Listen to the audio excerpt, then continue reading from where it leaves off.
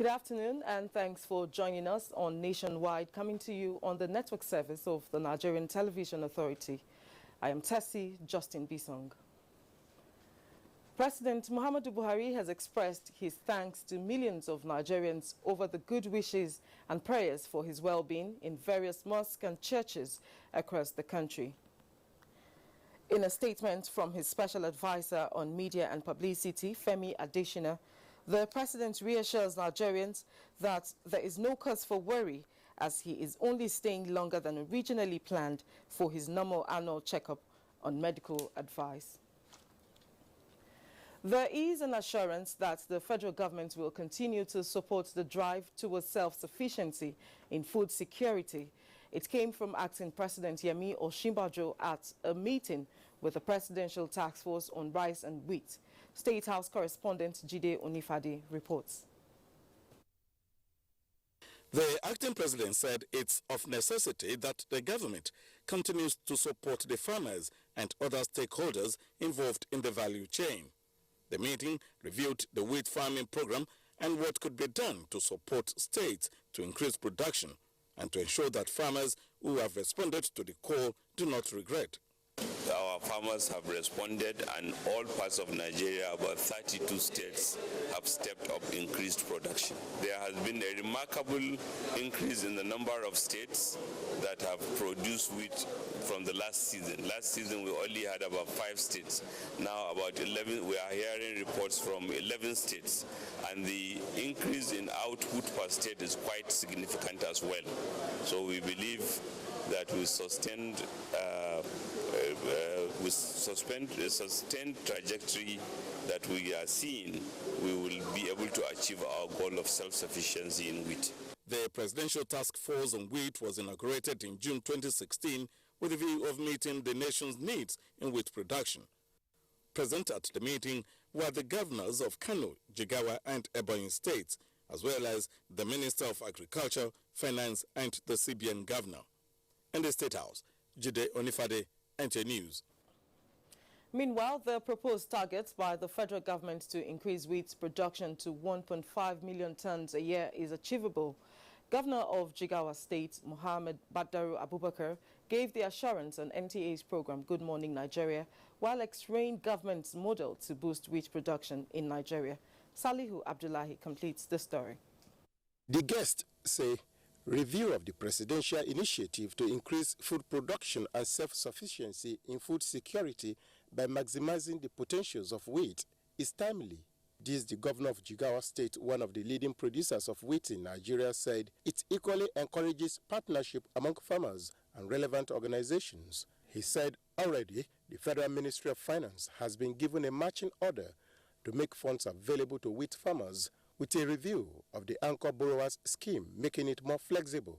We agreed to produce 1.5 million tons of wheat next year. That will equate to about 1/3 of our requirement. The fact that we have to start on import substitution so aggressively in this country for us to be able to stabilize our currency, for us to be able to be self-sufficient in things that we think we have the competitive advantage to grow, and wheat is one of them. Other contributors highlight the need to increase farmers' capacity through data collection, local seed production, and ensure even distribution of the federal government 1 million tons of fertilizer to wheat farmers. With the large pool of water resources, human resources, the favorable climate conditions we have in this country, and Nigeria, as at 2012, was 2% self-sufficient. The tools are made available to the farmers at an affordable rate or at an agreement. I'm sure our farmers can produce as much wheat possible for the consumption of our local flour millers in the country and even for export. We believe that we must continue to improve and research and ensure that we have the right quality of seed that will give us the right quality of wheat that we need for the industries. But we need to go beyond our current level of doing business and go to a level where we actually challenge ourselves. The Presidential Task Force on Wheat was inaugurated in June 2006. In Abuja, Salihu Abdullahi, NTA News. Still talking food, there has been allegations of imported gari from India selling in Nigerian supermarkets. The information, which has been trending on social media, is one that a lot of Nigerians have been asking questions about. To clear the air, health correspondent Rabi Abdallah has this interview via telephone with the Acting Director General of NAFDAC, Yetunde Oni, who is currently in Ilorin, Kwara State capital. With an information trending in the social media about imported gari from India now selling in Nigerian supermarkets. Is NAFDAC aware of this? A whistleblower informed us about this product, and we immediately swung into action today by visiting the supermarket on Cameron Road, Ikoyi. My officers went there and were able to see 26 packets of 500 grams each, the product. The product is said to be a product from Ghana, but packaged in UK. No NAFDAC number. We would also need to take the products to the lab and ascertain the quality status. Investigation continues.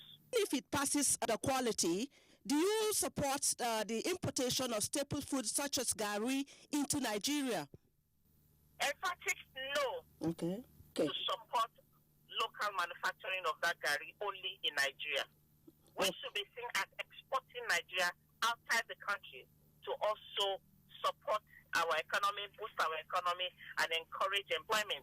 More often than not, if your social media has wreaked more havoc than good, but for this one, I give them a pass mark. Oh. And away from food, the federal government has restated its commitment to giving education the priority it deserves for the development of broad economic growth and development and poverty eradication in line with its change agenda. This came to the fore when the Ministry of Education appeared before the Senate Committee on Education for Budget Defense. National Assembly correspondent Ifeanyi Ezumba completes the story. 2017 Education Sector Budget Proposal of the main ministry, its parastatals and agencies, and called on zero-based budgeting with emphasis on capital projects and programs. The Minister of Education, Adamu, told the committee that some of the key achievements of the ministry include formulating and coordinating a national policy on education. This year will be further enhanced with a dedicated sectoral allocation to rebuild infrastructure, especially in the northeast, provide additional facilities and maintain the existing ones for more access to students. The main ministry personnel costs came to 3,236,821,170 naira. Go and sit down and look at the budget critically and see what areas need to be fine-tuned, even deleted when necessary, so that we'll be able to respond to what your concerns are as far as education and its progress in this great country are concerned. In another development, the National Population Commission was at the Senate Committee on Population to intimate the committee of their performance in 2016 and proposal for 2017. Chairman, National Population Commission, Ezeduru Ihoma, gave the breakdown of their expenditure. The supply of desktop computers and accessories at a total cost of 14,999,000. The purchase of working materials in cartographic department. Cato is our shortened name for it. 489,000. Committee Chairman Suleiman Hunkuyi observed complexities in the report. The sequencing of events, the way you are putting, is not likely to bail you out, because what he is saying is that how can you put under appropriation what you don't have approval for? Also, the management of the Economic and Financial Crimes Commission was before the Senate Committee on Anti-Corruption to defend their 2017 budget. The committee chairman, Chukwu Kautaze, inquired why the commission received 1.8 billion naira in the service-wide vote in 2016 without recourse to the National Assembly. If you are going to go beyond what you have given to us the preceding year, you will come back to us. We have to be in the know. If you go beyond that, it means you are no longer working in tandem with what we should be doing here. The budget defense continues. From the National Assembly, Ifeanyi Ezumba, NT News. No compromise should be made when it comes to safeguarding the health, well-being and businesses of Nigerians living abroad. This call is coming from the Chairman House Committee on Diaspora Matters in the wake of a resurgence of xenophobic attacks and maltreatment of Nigerians abroad. National Assembly correspondent Dennis Adegunloye reports. With particular reference to South Africa and other recent examples including cases in Libya, Turin and Malaysia, Representative Rita Orji says that in just less than 1 year since attacks on Nigerians in 2016, the violence campaign has once again reared its ugly head. It is time for everybody to speak out. It wouldn't be a story. This conspiracy of silence, I will not be part of it. Nigerian National Assembly has electors that are asking us questions. What are you people doing?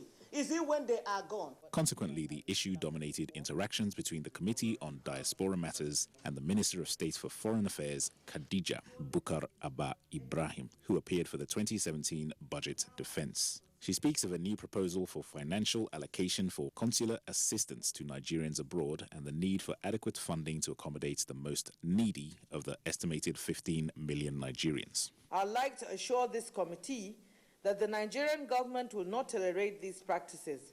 We are prepared to consider all options at our disposal in ensuring that the rights and interests of Nigerians are defended in all circumstances. It is anticipated that diplomatic efforts to resolve the crisis will commence in earnest. From the National Assembly, Dennis Adegunloye, NTA News.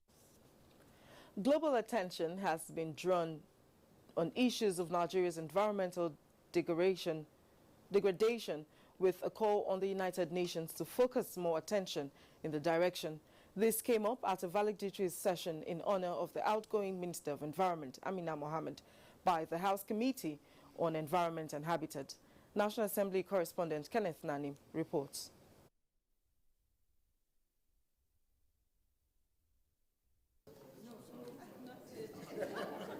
The appointment of Minister of Environment Amina Mohammed as the United Nations Deputy Secretary General designate raised the hope of Nigeria to contain all forms of environmental degradation in the country, having a bigger voice now at the United Nations. The committee members eulogized the contributions of the outgoing minister, especially towards the implementation of the UNEP report on the cleanup of Ogoni land. This woman of courage and vision and very rich, deep pedigree has recorded numerous outstanding achievements which will continue to benefit the country in diverse ways for a long time to come. She has also given Nigeria a voice and prominence in international meetings, conferences, etc. Appreciative of the role of the National Assembly in sustaining the nation's democracy and support to environmental health, protection and sustainability, Minister Amina Mohammed assured that global attention will be focused on efforts to eradicate poverty, contain issues on climate change and the human resource development. She also advocated more women participation in governance. The Secretary General has said I should take care of development, climate change, migration, human resources and the reform of the UN development system. We will bring the issues of Nigeria to the UN, not because they're just Nigerian, but because they are a reflection of what is happening in the world everywhere. The committee also solicited support of the outgoing minister in the proposed First National Legislative Summit on Environment, scheduled for the second quarter of the year. From the National Assembly, Kenneth Nanim, NTA News.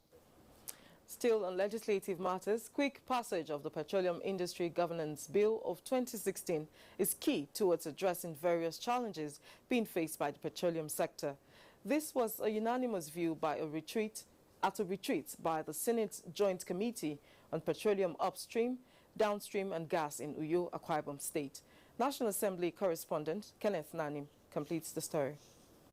Petroleum Industry Governance Bill of 2016 is a bill for an act to provide for the governance and institutional framework for the petroleum industry and for other related matters. In a clause-by-clause analysis, the senators took a holistic review of the provisions of the bill, especially on the imperative to establish Nigeria Petroleum Regulatory Commission that will operate independently, constitute board members and determine the roles and powers of the Minister of Petroleum, as well as the unbundling of the NNPC. It was a consensus by the Joint Committee and a team of consultants on the matter that unbundling of the NNPC in the ratio of 49% to the federal government and 51% to the public will give room to establish commercial entities such as the Nigeria Petroleum Asset Management Company with the Federal Ministry of Finance Incorporated holding equity for the federal government. This bill is trying to control, creating a commercial entity that is profit-oriented. There is no other thing that company is expected to do to work efficiently and bring money to the coffers of the country. The lawmakers further explained that other aspects of the bill will also address some environmental challenges in the Niger Delta, as well as regulate activities of international oil companies in the sector. This, they explain, will open up more opportunities for direct foreign investment and revenue generation for the country. The Senate Joint Committee also paid a courtesy visit to Akwa Ibom State Government. Kenneth Nanim, NTA News. And now to security matters. The Nigerian Air Force is intensifying operations in the northeast to ensure that fleeing insurgents do not find a location to regroup. This came to the fore during an operational tour mandated by the Chief of Air Staff, Air Marshal Sadiq Abubakar, to formations in the zone. Defense correspondent Isaac Nkuma reports. Though Boko Haram terrorists have been dislodged from Sambisa Forest, Air Marshal Sadiq Abubakar, who was represented by the Chief of Training and Operations, says checking the influx of illegal migrants through air surveillance is a key aspect of its operations and the fight against terrorism. Hence, the activation of the forward operating base in Mongono. So that we can adequately support the multinational joint task force, which is also covering the northern fringes, as you know, northern fringes of the Borno state. So they are embarking on special operations very soon. So in preparation for that, we want to make sure that the Mongono FOB is properly prepared to support our helicopter operations. The surveillance, he assures, will be extended to towns and villages in the northeast, considering the pockets of bombings in recent times. We will continue to follow them wherever they go. We maintain constant surveillance, and we take necessary action either by instructing or informing the ground troops, or we have our own independent operations also, where we take out any threat we see. After a briefing at the Air Component headquarters of Operation Lafia Dole, the chief inspected equipment, facilities and ongoing projects at the NAF bases in Maiduguri and Yola. One of them, the liquid oxygen plant for adequate supply to its fighter jets and hospitals. Isaac Nkuma, NTA News. Mubi town, which suffered attack by insurgents, is now experiencing massive infrastructural development by Adamawa State government. Rayanu Bala has details of this report. Mubi, the second largest city in Adamawa State, was once overtaken by insurgents, destroying property and institutions, making life difficult for the people there. With the restoration of peace and full return of commercial activities the city is known for, multi-sectoral development, especially massive provision of infrastructures, is glaring across the length and breadth of the commercial city. Mubi town is now witnessing massive construction of roads, rebuilding of institutions among others. The recent installation and commissioning of street lights across some completed roads in the city has added beauty and enhanced security in the area. Governor Muhammad Umar Jibrila says more developments are on the way in Mubi, as well as building confidence in the minds of the people that the city is safer and better for living now. The reason why the council award this contract is because of security. We are all aware Mubi is among the frontline towns that the insurgency have occupied. In Yola, Rayan Hubala, NTA News. Let's join Vera Chumba in our Lagos Network Center for more on Nationwide. Thank you, Tessie. Good evening and welcome to Lagos. The Federal High Court, Lagos, has ordered the former Acting Director General of Nigerian Maritime Administration and Safety Agency, NIMASA, Kalisti Sobi, to enter his defense in the 136 million naira fraud preferred against him by the EFCC. This was a ruling of Justice Mojisola Olateregu in the no-case submission filed by the accused. The EFCC had preferred an 8-count charge against the former acting director general of NIMASA alongside one Alu Dimasa, former personal assistant to NIMASA Director General Patrick Akpobuluke. They were said to have conspired and converted the sum, which is money belonging to NIMASA, to their personal use.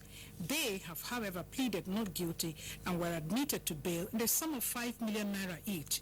Counsel to former acting director general of NIMASA, Wale Akoni, had filed a no-case submission and urged the court to hold that the prosecution had not made out a prima facie case to secure a conviction, they accused.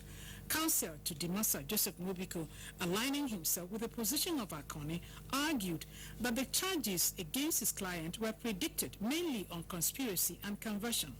The prosecutor and EFCC counsel Rotimi Oyedakpo had objected to the no-case submission of the defense counsels and urged the court to call up on the accused to enter their defense. Oyedakpo had urged the court to have a glimpse at the totality of the evidence adduced by the prosecution before arriving at a conclusion whether same can secure a conviction. Justice Mojisola Olateregu, in her ruling, said the central issue to consider is whether there is no legal admissible evidence linking the defendants to the commission of the crime. She said there is a prima facie case against the defendants. Justice Olateregu therefore ordered the accused to enter their defense to the charges against them.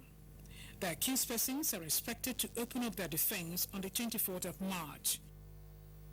The menace of commercial motorcycle riders in Lagos routes has continued to elicit concerns from the several quarters across the metropolis. Musa Toliat in this report takes a look at the violation of the Lagos state traffic laws by motorcycle riders and efforts by the state government to check the excesses of Okada riders in the state.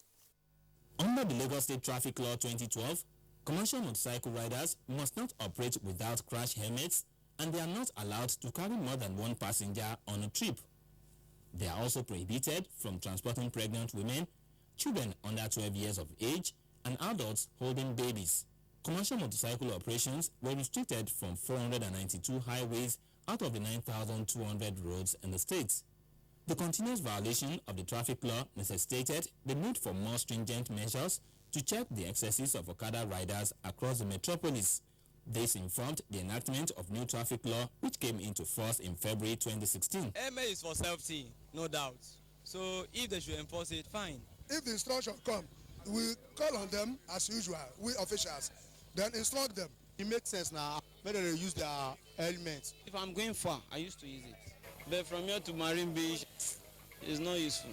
A joint enforcement team have been put in place to ensure compliance and arrest offenders across the metropolis. When we start, it's going to be in phases. Enforcing Schedule 2 of the Lagos State Traffic Law, which outrightly prohibits these Okada riders from certain major routes in Lagos, is very, very key. Passengers who refuse to use crash helmets will now have the traffic laws to contend with. Passengers may also be in for it when you are not with crash helmet. If you give me a helmet, I will not take it. If the government is going to force it in everybody, that you have to have your own. Any commercial motorcycle operators are liable to pay a fine of 20,000 naira, 3 years imprisonment, or both, depending on the level of violations. In Lagos, Musa Toliad, NTA News. You're still watching Nationwide News on the NTA Network Service. It's now back to Tete in Abuja for more reports. Good afternoon. Thank you, Vera. Chief of Air Staff, Air Marshal Sadiq Baba Abubakar, represented by Air Commodore Harold Ongechi, Director of Humanitarian Services of the Nigerian Air Force, has flagged off a 2-day free medical outreach in Gwoza Area Council of Borno State. Ibrahim Uba Yusuf reports that about 100,200 displaced persons have benefited.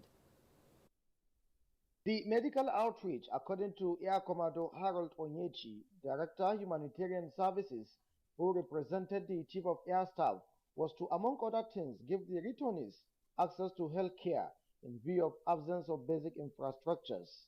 We are here to implement his broadest plan to provide medical succor to the internally displaced persons in their area of need, in their environment. Air Commodore Harold Onyechi assured the displaced persons that the Nigerian Air Force will make provision for severe cases in the near future, as the gesture will be continuous.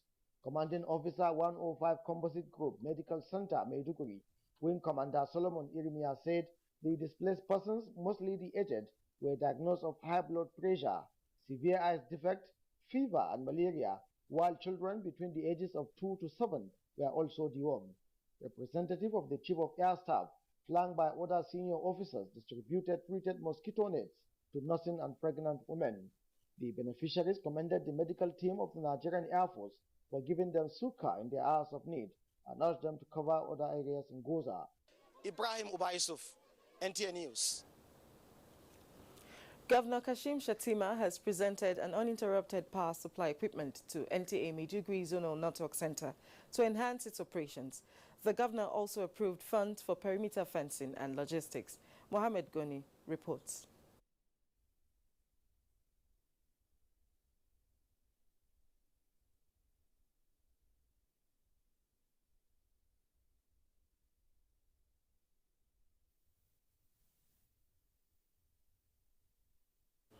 We seem to be having lots of audio in that report. Moving ahead, Nigeria is looking forward to more robust bilateral and diplomatic relations with Spain and the Republic of Korea after consultations with their visiting diplomatic delegations. Ogechi Paul reports on the meeting held at the Foreign Affairs Ministry, Abuja. Meetings held behind closed doors. Permanent Secretary, Minister of Foreign Affairs, Ambassador Shola Enikolaye, had hinted that Nigeria was desirous of collaboration to tackle economy, security, governance and migration issues, trusting in her excellent political and economic relations with Spain, a major client of the country's oil and gas since 1968, and South Korea, whose bilateral cooperation cuts across trade, power and energy, military, culture and the oil and gas sectors.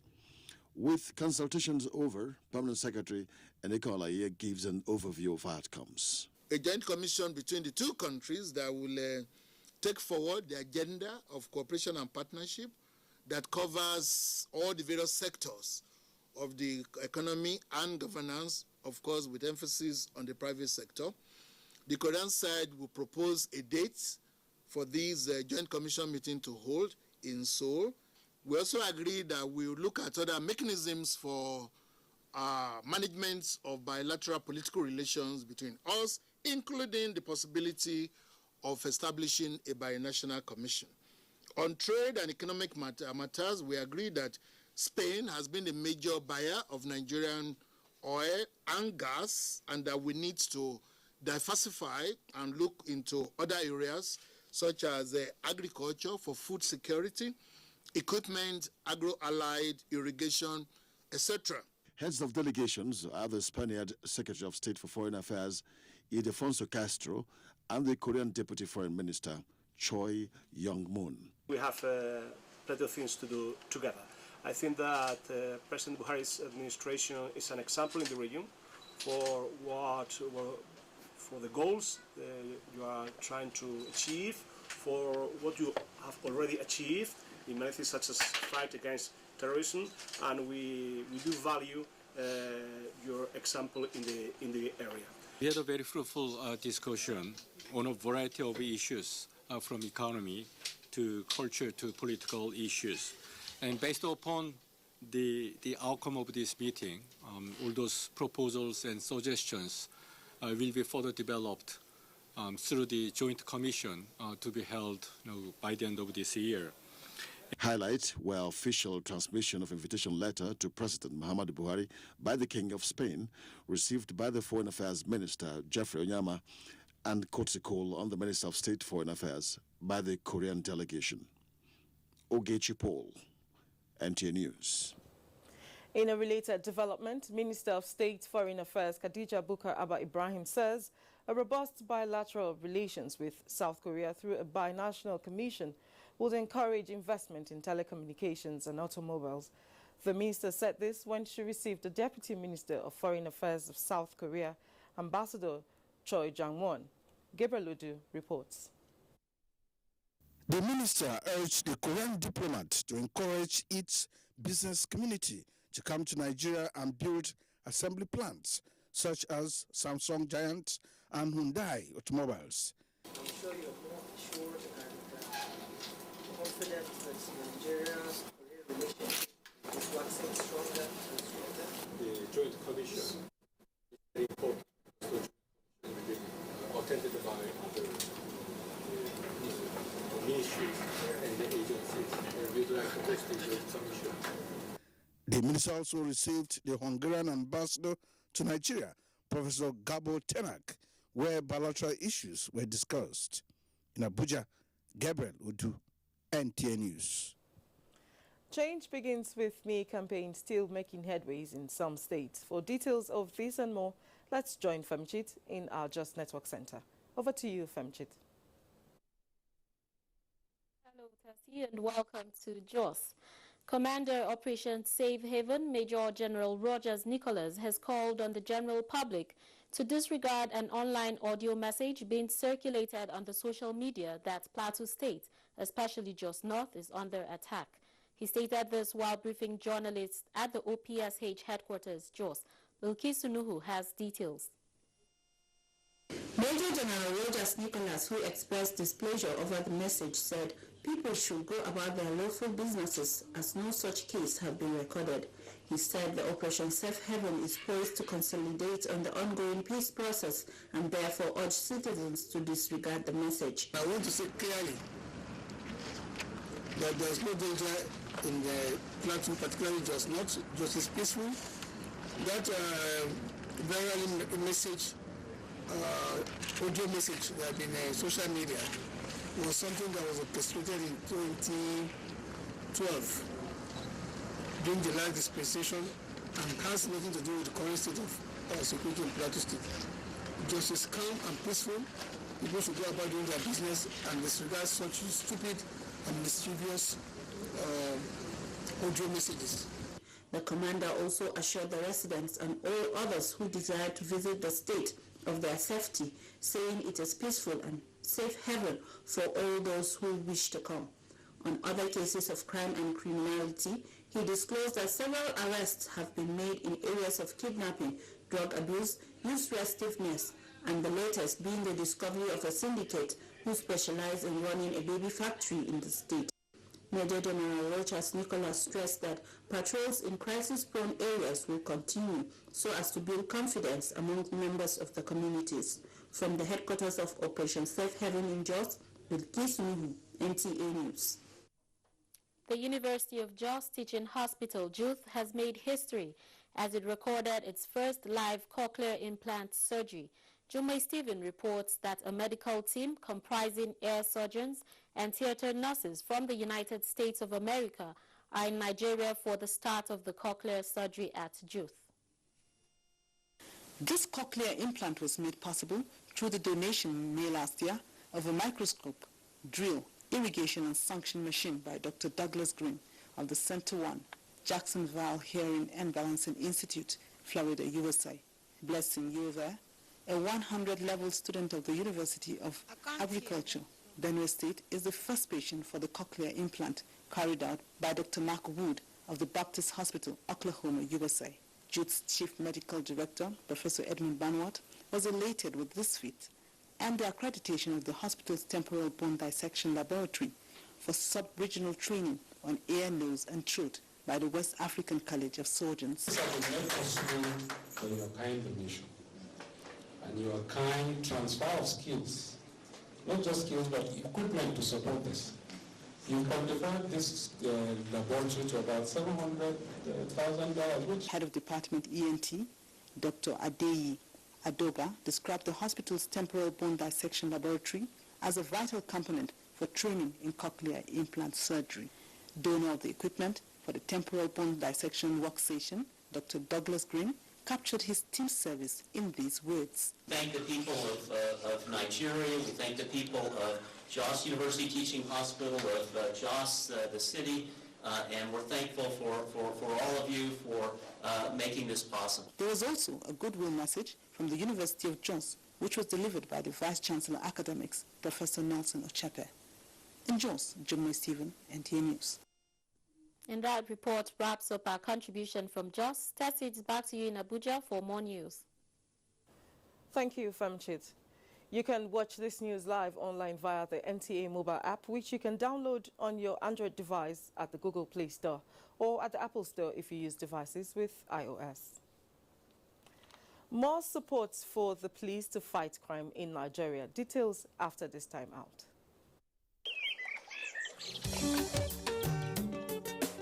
Change does not just happen. You and I and all of us must appreciate that we all have our part to play if we want to bring change about. We must change our lawless habits, our attitude to public office, and public trust. We must change our unruly behavior in schools, hospitals, marketplaces, motor parks, on the roads, in homes and offices. To bring about change, we must change ourselves by being law-abiding citizens.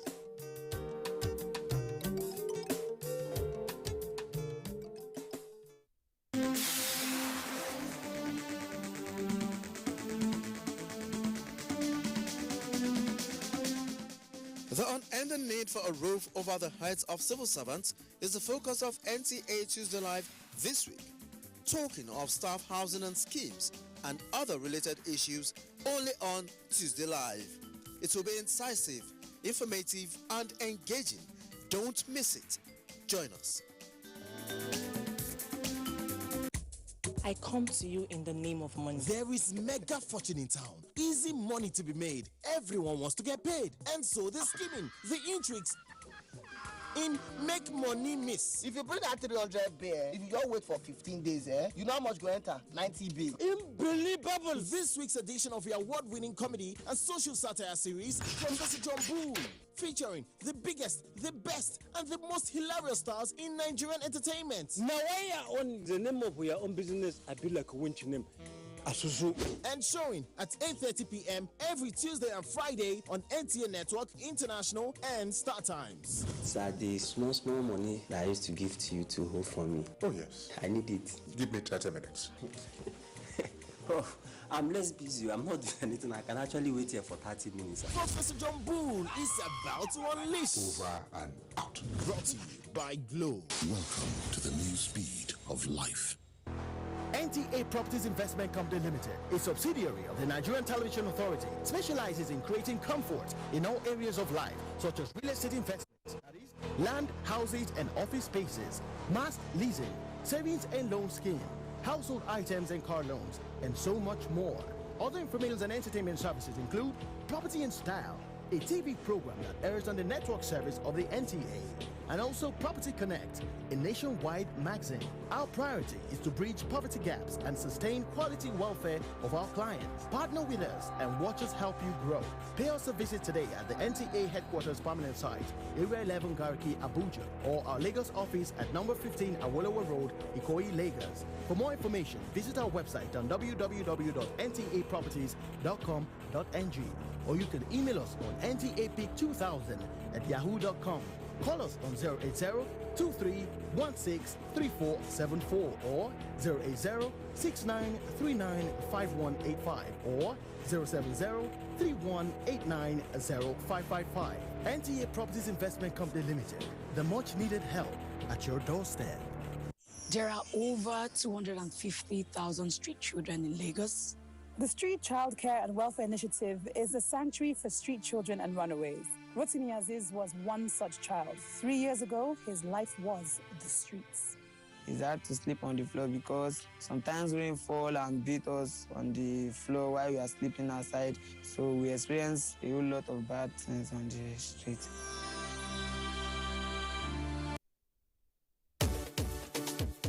Steps required to activate a free TV decoder. Connect the set-top box to an external aerial and follow the on-screen welcome message. After a successful scanning, the box will detect services. To activate your digital TV pass, SMS your unique ID number to 090-999-66669. Then send. Or call the toll-free line 080-0388-7277 or the paid line 070-0388-7277 and follow the instructions using your mobile phone. Your box will receive entitlement refresh and should start showing all the TV channels. Free TV, brought to you by NBC. Following the approval of the Whistleblowers policy by the Federal Executive Council and its launch by the Minister of Finance, Mrs. Kemi Adeosun, patriotic Nigerians have been making inquiries on how and where they could deliver information that could lead to the stopping or uncovering of fraud to the appropriate authority and answers to frequently asked questions. The Federal Minister of Finance has therefore dedicated a telephone line for receiving SMS, a whistleblowers portal, and an email address through which members of the public who volunteer to disclose information about a possible misconduct or violation could deliver such information for the attention of the team dedicated to process such information. Welcome back. You're still on to Nationwide, coming to you on the network service of the Nigerian Television Authority. More Nigerians are responding to the police clarion call for support to secure the country for development through fighting crimes to a zero level. One of such is a donation of utility vehicles by a corporate citizen received by Inspector General of Police Ibrahim Idris. Details with Edino Justice. Police foremost duty is the protection of lives and properties by being proactive in prevention and detection of crimes. Logistics plays a vital role in the attainment of these ideals. IGP Ibrahim Idris said the 5 operational vehicles from the concerned private citizen will go a long way to help the police in fighting crime. I think this is a very big gesture for the very good citizen of this country who want to assist the police in our ability to move around, in our ability to respond to incidents all over the country.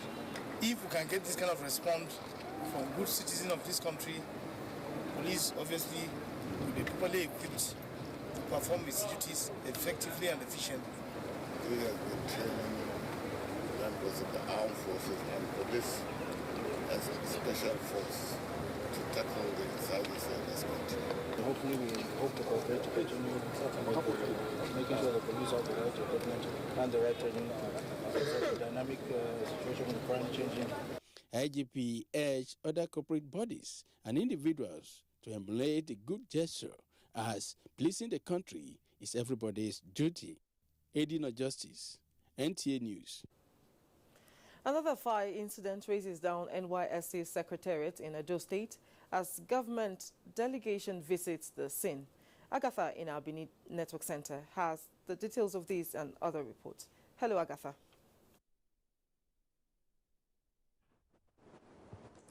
Hello, Tessie. Good evening and many thanks for joining us in Benin. The Deputy Governor of Edo State, Philip Shaibu, has called on the police to investigate the cause of a fire incident that destroyed properties worth millions of naira at the Secretariat of the National Youth Service Corps, NYSC, in the state. The Deputy Governor was on a visit to the Secretariat in Benin City. Elizabeth Wotoma reports. The Deputy Governor expressed concern over what he described as massive destruction caused by the inferno. He said the state government awaits a comprehensive report to know where to come in. It's better seen directly than to be told. But obviously, this is serious damage. And looking at it from what the preliminary reports that I'm hearing, I think the police also need to do some serious investigation on the remote cause of this incident, knowing fully well that with what we have seen so far is as a result of somebody's possible carelessness. The state coordinator of the NYSC, Abdullahi Yusuf, thanked the deputy governor for on-the-spot assessment of the damage caused by the fire. He said the NYSC management and the police have been briefed appropriately. The fire incident was allegedly traced to a burning refuse at a nearby building. The inferno destroyed a storeroom containing mattresses, chairs, and official documents. In Benin, Elizabeth Owotoma, NTA News. The Oba of Benin, Obayawaye II, says he desires to partner the Australian government in promoting Benin arts and culture and general well-being of the people. He stated this while playing host to the Australian High Commissioner to Nigeria, Paul Lehman, in his palace. Ogochukuka Ona reports. Oba says the cultural, social and economic advancement of his people, Edo State and Nigeria are of utmost importance to him. Therefore, he welcomes genuine partnership. The monarch expressed appreciation to the visitor for building an orphanage in Ekpoma, Esan West, saying it will complement efforts towards reducing the plight of orphans in the state. We wish to develop this rapport with the government between the palace here, the Edo State government will already had a meeting with the governor and some businessmen here. So whichever course of cooperation you have discussed, we also like to participate in our own way. The Australian government's foremost diplomatic representative in Nigeria says he visited the Oba to intimate him with the orphanage project and extend a hand of friendship. So we support the good works of local communities, organizations and church groups and others who we think demonstrate the shared values that our two countries possess. Australia and Nigeria have enjoyed beneficial diplomatic ties since 1960. In Benin, Ogochukuka Ona, NTA News. And that's our package. Tessie, you're on. Thank you, Agatha.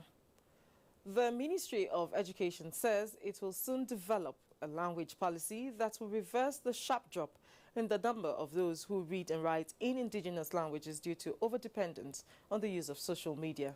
The event was the celebration of the 2017 International Mother Language Day in Abuja. Franca Uzoma-Olwa has details.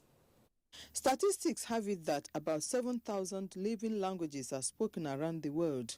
330 of them have 1 million speakers, while a large number of them have diminishing number of speakers. Nigeria has about 520 living languages. 85% of them are minority languages, some with less than 10 speakers. In a bid to address the gap, UNESCO devoted this year's International Modern Language Day to creating sustainable futures through multilingual education. I call on all Nigerians, especially the youth, to be proud of our culture and heritage. Remember, your language is your identity. Speak it. Apart from Hausa, Igbo and Yoruba, majority of other Nigerian languages are undocumented, without orthography, and are currently at the brink of obliteration. Because of the Eurocentric nature of most Nigerians, including our leaders, in patronizing what is foreign, we are doing that at the detriment of our indigenous and local products, services, cultures, and languages. The world community attaches importance to the languages that we speak at various levels. In other words, it is the celebration of the importance of our own culture, of our own language, and of our personal selves. International Mother Language Day was set aside by UNESCO in 2000 to promote peace and multilingualism. Franca Uzoma Olwa, NTA News. Let's join Zainab in our Sokoto Network Center for stories on federal government's efforts to revive the agricultural sector. Hello, Zainab. Hello, Tassi, and welcome. Construction work has commenced on the dry port in Lolo, Kebbi State, designed to further strengthen economic relations between Nigeria and neighboring Benin and Niger republics. Correspondent Nuretanku Wakili, who was at Lolo Market, reports that the proposed port will also enhance revenue generation and increase trade flow in the West African sub-region. His report. Visited the dry port site. The construction of Police Force Division and military base have already been completed, and land clearance preparatory to the construction of the dry port commenced. The federal government approved the establishment of the port in 2013, but abandoned the project shortly after takeoff. Lolo, a border community on the bank of River Niger, has an international market where people from Niger, Mali, and Benin republics bring their goods for sale and buy other essentials to take back to their countries. In addition, the community serves as an entry point of River Niger into Nigeria, hence sharing border with Niger and Benin republics on the river, as well as another major land border with Benin Republic. With a large livestock market, hundreds of hectares of rice fields, and a fish market, the community offers a lot both for local consumption and export. Some residents of the area who spoke to NTA News urged the federal government to liaise with the Kebbi State government to hasten the completion of the dry port project, as that will solve many of their problems and boost the economy of the country. Some traders from the neighboring countries share the same view, adding that the project will benefit the entire sub-region. In Benin, Kebbi, Nuretanku Wakili, NTA News. Farmers associations in Sokoto have called for total overhaul of the registration process for the Growth Enhancement Support Scheme if the program is to achieve its objectives. This is coming as the program rounds up registration of farmers in Sokoto for this year. Muhammad Nasir completes the report. Growth Enhancement Support Scheme is a federal government initiative aimed at subsidizing the cost of major agricultural inputs to farmers. Farmers registered under the scheme receives SMS alert on their mobile phones and then proceed to the nearest agro dealer to redeem the input with 50% value of the input price. In Sokoto State, 30 redemption centers have been opened for the revalidation and registration for new applicants who will benefit for this cropping season. A visit to one of the redemption centers by NTA News showed the revalidation exercise progressing steadily, but characterized with some issues that include underage registration and inducement of prospective farmers in order to turn up for revalidation. When it comes with other states, Sokoto State are far left behind, which is very discouraging. So you encourage them by doing this. State Director, Agricultural Transformation Agenda, Engineer Sule Abdelmajid said officials pay regular visit to redemption centers to monitor the exercise. Chairman All Farmers Association of Nigeria Sokoto State Chapter, Murtala Gagado Minanata, identified some challenges that need to be addressed, which include technicalities in registration and selfish interest in registering farmers. An agro dealer under the scheme, Sani Alhaji Bello Nahaja, also described the program as a moral booster to farmers. In Sokoto, Muhammad Nasir, NTA News. And that's it from here. It's back to you, Tessie. Good afternoon. Thank you, Zainab. And for news around the world, here is Chidima Ndubisi with Global Tidbits. The National Organization for Migration says 74 bodies were washed ashore near a western city in Tripoli, Libya. Officials believe the bodies are from a capsized boat that left Libya on Saturday with 110 people on board. The unidentified bodies will be buried in a cemetery in Tripoli. And ahead of planned Friday march against undocumented immigrants in South Africa by a group, 30 foreign-owned shops have been looted in 2 neighborhoods overnight. The unemployed rate in the country, which is at 25%, is seen as the reason for the rise in xenophobia.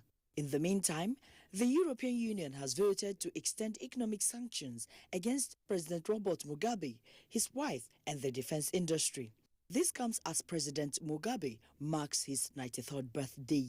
From Australia comes a report that a light plane has crashed into the warehouse of a shopping mall in Melbourne, killing 4 United States citizens and an Australian. Many cars were also set ablaze by the fire from the crash site. That's Global Tidbits. Chimdema Ndubisi, NTA News. Next is sports updates with Kene Emabodike.